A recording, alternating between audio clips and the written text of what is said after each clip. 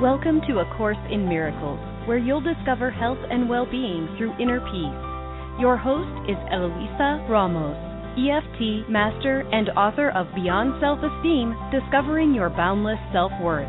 Using EFT, the Ramos clearing technique, and the principles of A Course in Miracles, you'll learn how to open your mind to healing and to all that is inherently yours: deep fulfillment, vitality, joy, and inner peace.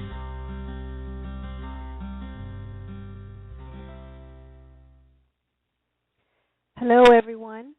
Welcome to our program for today, Gratitude, Definition, and Oneness with A Course in Miracles, Lessons 187 to 200. My name is Eloisa Ramos, and I'm very grateful that we can be here together to explore the ideas of gratitude and oneness as they are presented in the lessons of A Course in Miracles, and as I share some of my experience with these ideas.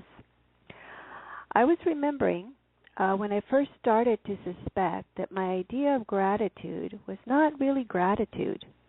It was about 4 years ago.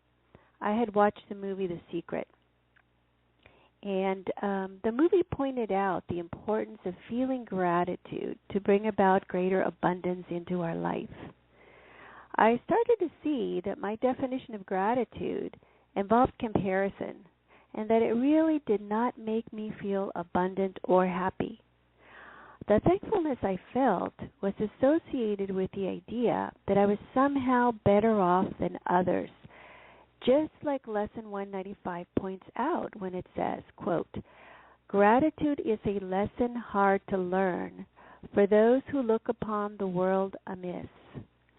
The most that they can do is see themselves as better off than others, and they try to be content because another seems to suffer more than they," unquote. I realized I had a problem with gratitude, and that meant I was seeing the world amiss.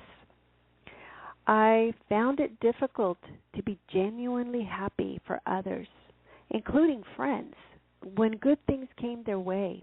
In fact, I admit that when I would hear of tragedy befalling them, I could at times sense satisfaction within me. This bothered me, of course, but I didn't understand why it was so. I purchased a CD coaching program on creating an abundant life to help me connect to the feeling sense of abundance, which now I understand is gratitude for oneness and love. So in the movie, The Secret, it was emphasized the importance of having a feeling backing up the desire of what you wanted to manifest. So this feeling sense of abundance would be the power behind the gratitude. And in Lesson 189, it's pointing to this. When it says, quote, "But learn and do not let your mind forget the law of seeing. You will look upon that which you feel within. If hatred finds a place within your heart, you will perceive a fearful world held cruelly in death's sharp, pointed, bony fingers. If you feel the love of God within you, you will look out on a world of mercy and of love," unquote. So, this world will reflect back to us our thinking, and in particular, what we feel within, because it is our thinking that generates our feelings, and our feelings are the vibrational magnetic force that attracts a like match in what we experience. This is how perception works. The focus of our perception is directed and limited by our thinking or beliefs. And those beliefs with the greatest manifesting power are those that have strong emotions connected to them. We will see what we want to see. A Course in Miracles is teaching us that, because our experience will, let's see, in our experience, what we will focus on will be that which our beliefs show us. We will focus specifically on some things and not on others. And it is those things that we hold in our heart, that we value, that we connect to emotionally, that will manifest more clearly for us in our experiences. Anyway, I was listening one morning to one of the CDs on the Creating the Abundance program, and it was a meditation CD, and it said, quote, "Gratitude wells up within as we see how blessed we are," unquote. I listened to those words, and my thoughts took me automatically to picturing my house. Nothing grand but comfortable, and I saw my wonderful family. But then my mind went to the third world commercials of children living in poverty, asking for donations. And my thoughts concluded, yes, I have much to be grateful for. I caught myself thinking these thoughts and found it interesting that in trying to tune into gratitude, my mind needed to compare my situation with that of others. I wondered, is this how I know I should feel blessed or not? As long as I can think of someone else in worse circumstances, do I then have something to be grateful for? How could this be? Is it the attitude that, gee, I'm glad I'm not them, as I sigh with relief, that is gratitude? Growing up, I held an unspoken understanding that said, you have nothing to complain about. Others have it worse than you. You should be grateful for what you have. And somehow that was supposed to make me feel better. It didn't. It only made me feel guilty when I felt dissatisfied. I was stuck. As long as someone else had it worse than me, I was supposed to feel grateful because somehow knowing others had it worse was going to clear my feelings of dissatisfaction. So it kept me from complaining, but deep down inside, that dissatisfaction I felt was still there. In fact, it made it worse because I added guilt by judging myself ungrateful for still feeling dissatisfied. My mind had turned dissatisfaction into something that could condemn me and make me ungrateful. So, of course, I rejected that feeling and tried to hide it both from others and myself. I was seeing the world amiss. How did I learn to see it that way and believe that I have cause for thanks while others have less cause?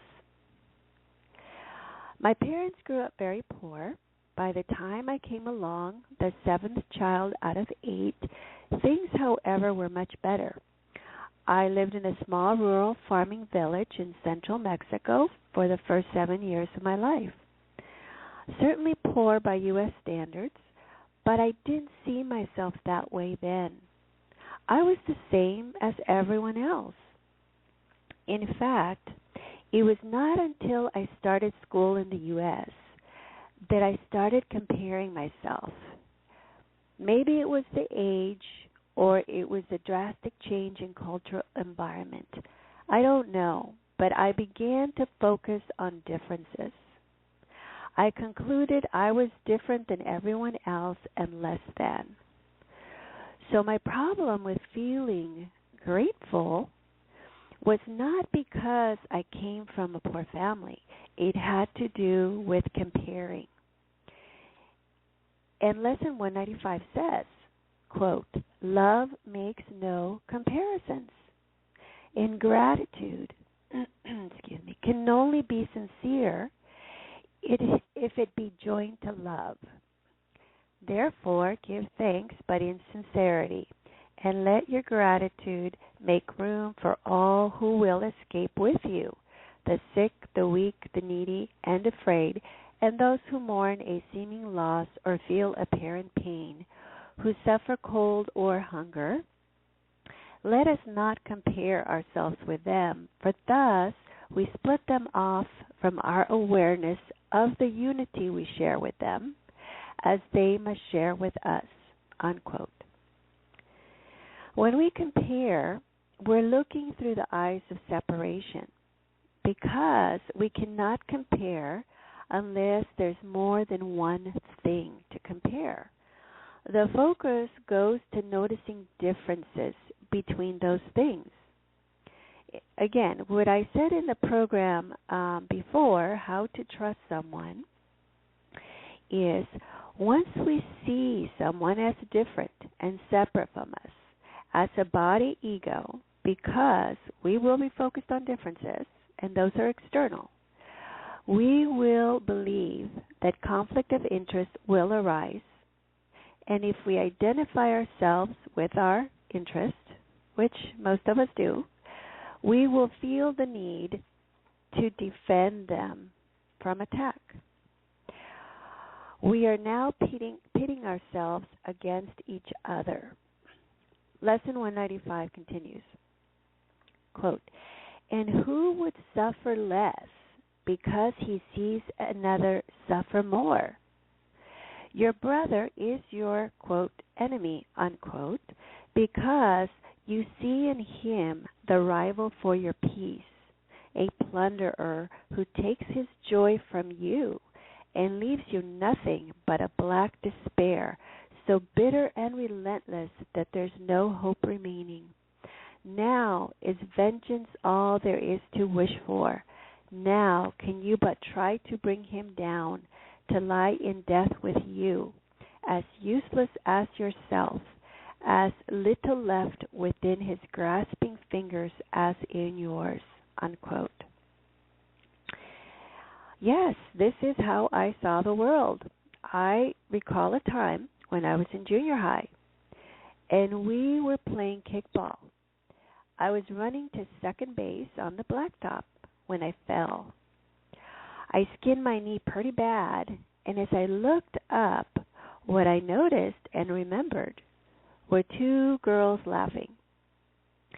Of course, others were coming over and helping me and asking me if I was okay, but what my mind focused on was the differences, my pain and their laughter.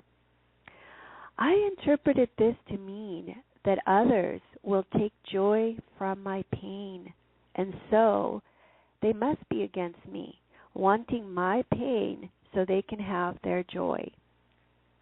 I am perceiving a world where happiness comes at someone else's expense.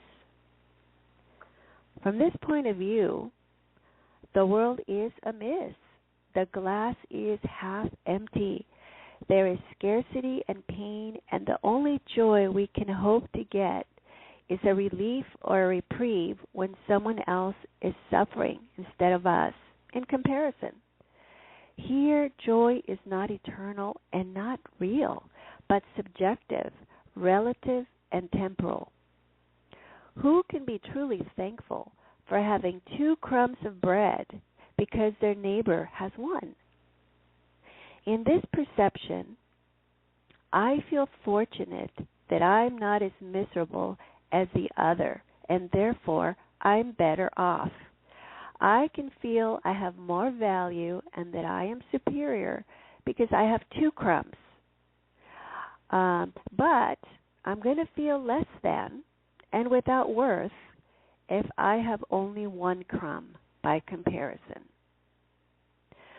So, when we look at the world amiss, we're looking at others as a threat and wanting to take away our crumbs. We're competing for body ego survival. Competition is necessary because there's never enough for everyone. Scarcity reigns in this perception. Here, my gain is at the expense of another. If I'm materially wealthy, then I have usurped from others and left them lacking. It does not recognize oneness because I benefit at the expense of someone else's demise. It also leaves source out of the picture. My life and survival is in my hands alone. I equate my life with my fragile and limited body ego, and I defend and protect it from other body egos. I cannot trust and must have my defenses up. My focus will look for weakness in others, their mistakes and sins, to see myself as better off or to protect myself from them. I cannot be safe. Lesson 195 is teaching us another way. Quote, walk then in gratitude the way of love, for hatred is forgotten when we lay comparison aside. The fear of God is now undone at last, and we forgive without comparing. Thus, we cannot choose to overlook some things and yet retain some other things still locked away as quote-unquote sins, unquote. Here we are reminded that true perception and true forgiveness sets no limits. Often we draw a line on forgiveness. We have made some things forgivable and some things not. I worked with a client that was condemning her mother for allowing her father to abuse her for a number of years. The difficulty she had with forgiving had to do with the length of time that her mother failed to protect her. It was hard for her to believe that her mother could love her and have allowed this to happen for so long. What she had not seen, however, was that her mother was in disbelief too when confronted with what the father was doing. Her mother could not face reality. She chose to hide it. Her mother was perceiving threat in the truth, and therefore her mother was not in her right mind. And here, with the EFT tapping, we needed to clear the same thing with her. She could not forgive her mother because she could not believe that a mother could still love her daughter and fail to protect her child for so long. We may want to believe that our unforgiveness is hurting the other person. Lesson 198 says differently, quote, only my condemnation injures me. Injury is impossible, and yet illusion makes illusion. If you can condemn, you can be injured, for you have believed that you can injure, and the right you have established for yourself can now be used against you, till you lay it down as valueless, unwanted, and unreal. Then does illusion cease to have effects, and those it seemed to have will be undone. Let's see how this is showing up for this client.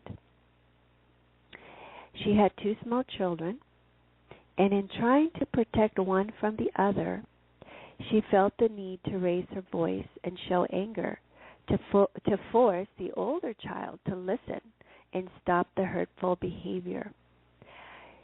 However, she was afraid that her younger child would blame her when she was older for not protecting her, but if she used too much force with the other sibling, she risked him blaming her of abusing him. She believed that neglect was when the parent failed to convince the child she loved them. She was blaming her mother for neglecting her because she doubted that she was loved.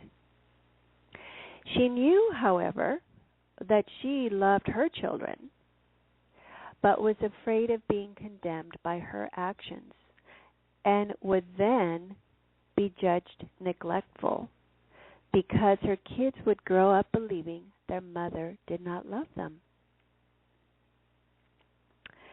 We think we have the power to hurt others. We don't. Lesson 196 emphasizes, quote, "It can be but myself I crucify.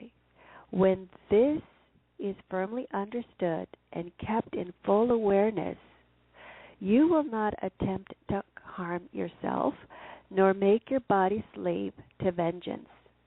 You will not attack yourself, and you will realize that to attack another is but to attack yourself.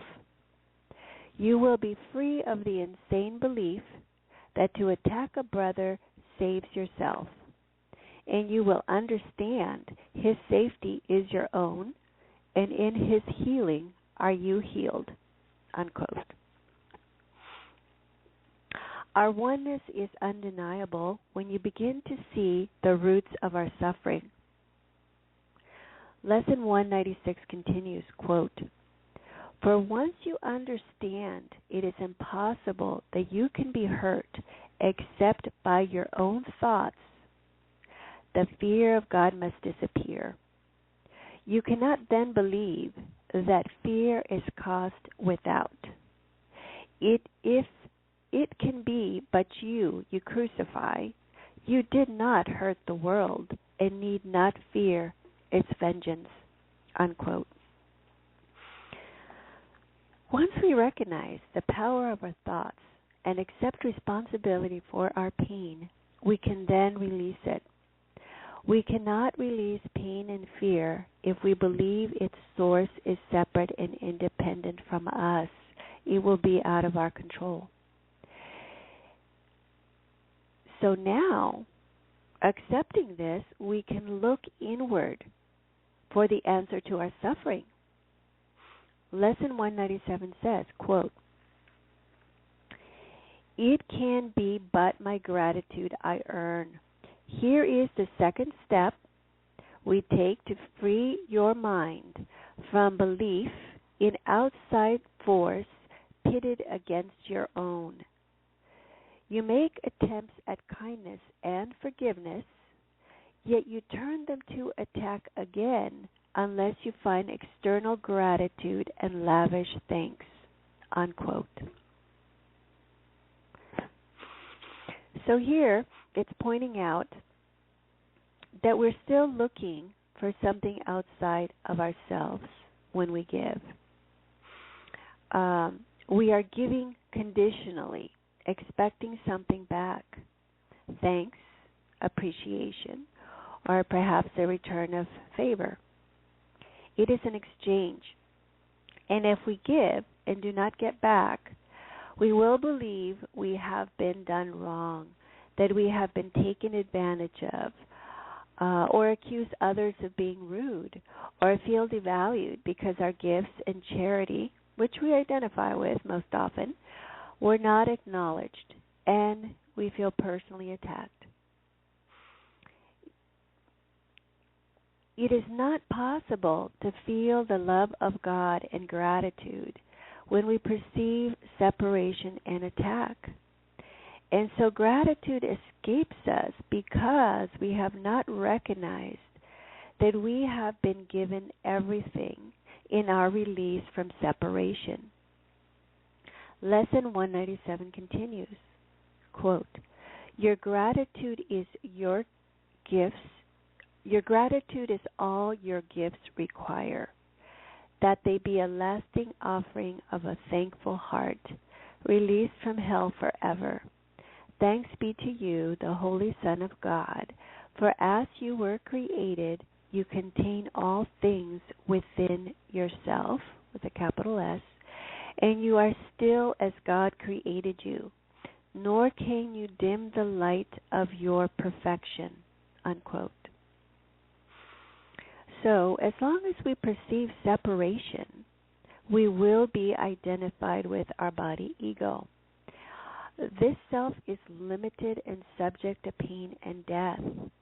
Everything that has a beginning has an end. We will suffer and not be able to see the glass half full.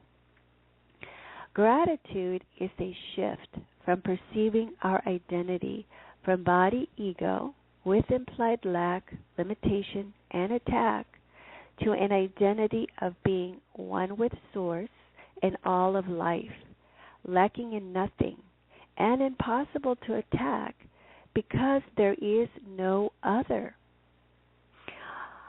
This is what A Course in Miracles calls the Son of God. It is only one Son, because if we are separate and individual sons, we are still holding on to the idea of separation. When Lesson 191 says, quote, I am the Holy Son of God Himself, unquote, I recognize I share in the oneness of life that comes from Source, and that is holy because it is completely loving. How do I come to this recognition? Lesson 192 says, quote, forgiveness lets the body be perceived as what it is, a simple teaching aid to be laid by when learning is complete, but hardly changing him who learns it all. The mind without the body cannot make mistakes.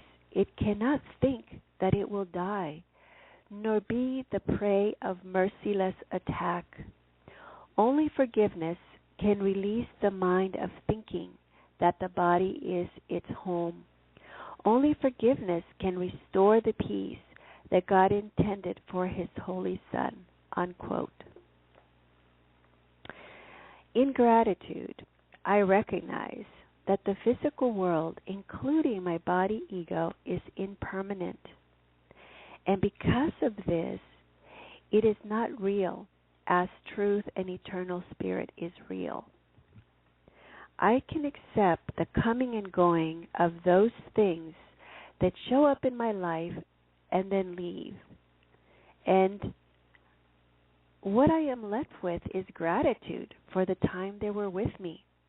I'm not left with loss, but with gratitude that I, with all of life, remain in the eternal love of God forever. My identity is no longer tied to things that pass with time, and so I cannot suffer loss. I mentioned in the last program that my laptop was having problems. Well, my son took a look at it and left me a note that said, quote, your computer has multiple nasty viruses. It runs very slow. It's on the verge of death, exclamation point, unquote. So, when I had a client over and we needed to use my laptop to run his credit card payment, I explained the problem and that it was very slow. I told him I could always run the charge later if I couldn't do it now. I was unaffected by the slow performance of the laptop because I had already released my grievance against it, that I would have to start all over with a new one. But the laptop picked up speed as soon as I had that thought, and everything else went smoothly. After I walked my client out, I came back to the computer. I was feeling very grateful that I processed the transaction. I had placed no expectations on it that it could fail. I accepted it with problems and viruses, and I knew that it was doing the best it could. And I appreciated the fact that it had worked, even if it was just for that little bit of time. The attitude of gratitude here was quite different than the one I had before the tapping that I did, where I released that grievance. I could feel love because there was appreciation for what this laptop could give me without comparing it to a brand new laptop or without comparing it to how fast it worked in the past, or without comparing it to my expectation that it should be, working a few more years and shouldn't be giving out on me yet. And so I see the laptop just like I see my body. I'm grateful that I have it, and it is of use to me, but I recognize it is impermanent. It had a beginning and it will have an end, and that's all. In that, I recognize that my true identity is eternal. So, to finish, Lesson 195 reminds me, quote, God has cared for us and calls us son. Can there be more than this? Gratitude goes hand in hand with love, and where one is, the other must be found. For gratitude is but an aspect of the love, which is the source of all creation. God gives thanks to you, His Son, for being what you are, His own completion, and the source of love along with Him. Your gratitude to Him is one with His to you. For love can walk no road except the way of gratitude. And thus we go who walk the way to God. Unquote. For those of you that may want to do some EFT tapping on problems that you might be having with gratitude, I found some old notes for some of the tapping I did when I was feeling dissatisfied because my expectations were not met in some way.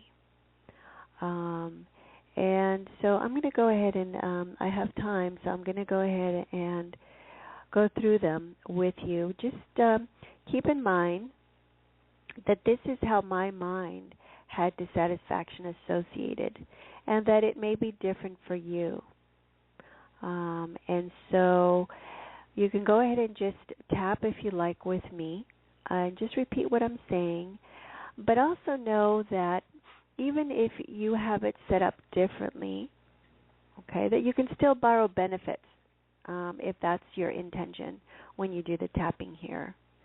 But keep in mind that ultimately you will need to learn to connect to whatever is underneath that feeling of dissatisfaction when you connect to wanting to feel gratitude, but recognizing that it's not gratitude, or that you're comparing yourself, so that you can release the comparison. That's really the key. Is releasing the emotions that are, underneath the comparing. Okay. So what we can do is we can tap on the karate chop. I think most of you might know where that is. If you don't, it's just the side of the hand where someone does a karate chop on a table and makes contact with the table.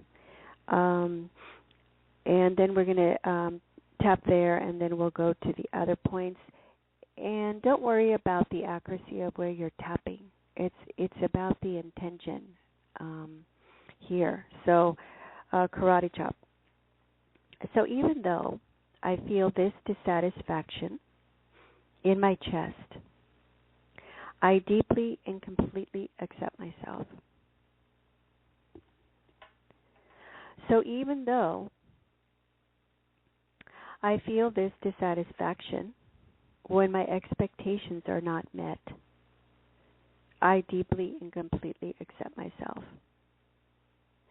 So even though I feel this dissatisfaction, and it feels like sadness too, I deeply and completely accept myself. Okay, we're going to go to the top of the head. This dissatisfaction, and then go to the beginning of the eyebrow at the bridge of the nose. This dissatisfaction and sadness. Side of the eye. This dissatisfaction and sadness in my chest.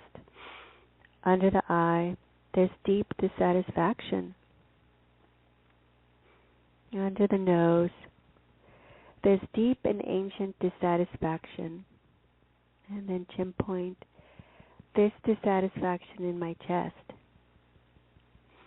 And then collarbone, this dissatisfaction and sadness. And then under the arm, this dissatisfaction and sadness in my chest.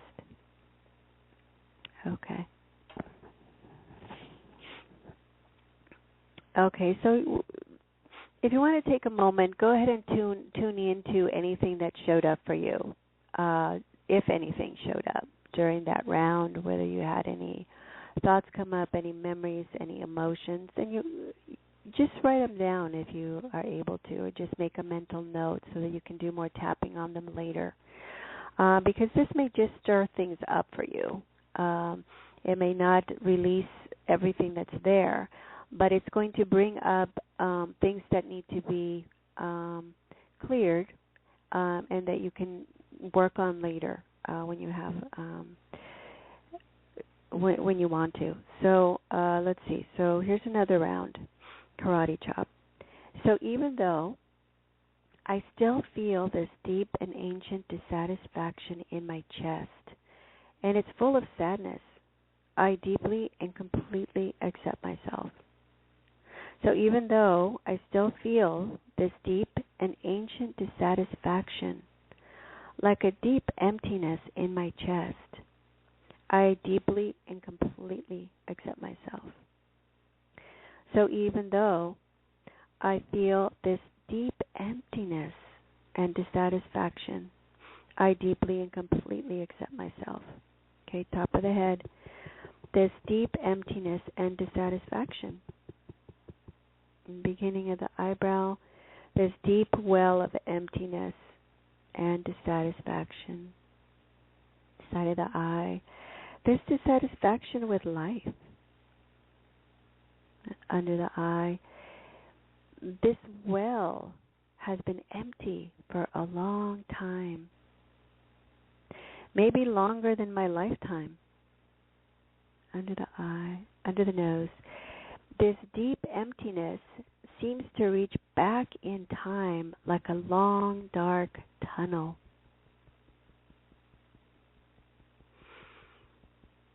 Chin point. I can't seem to find the bottom to this deep well of emptiness. A collarbone. Looking for water and finding none.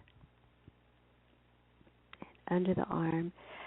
This well runs so long and deep, there seems to be no end, like it has been getting excavated deeper and deeper, searching for water. Okay.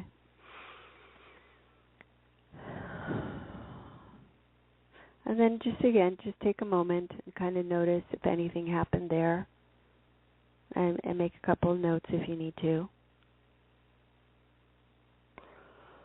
And then we're going to go to the karate chop again.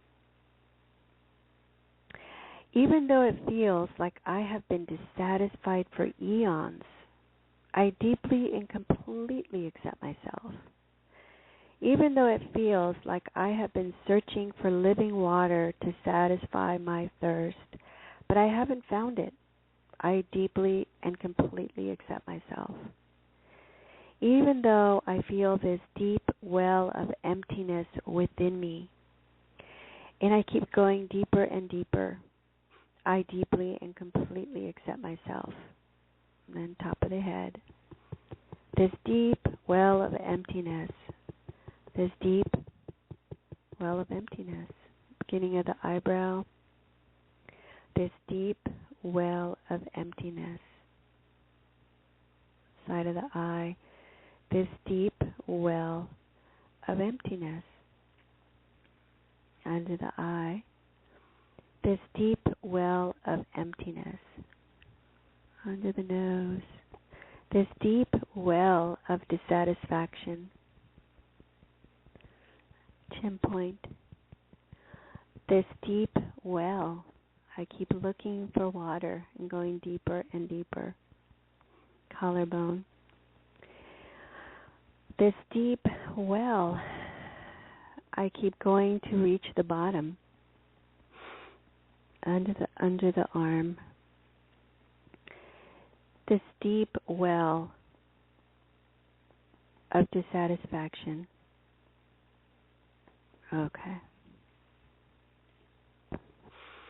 Okay. Now, so what you need to do is you need to keep going on the rounds here.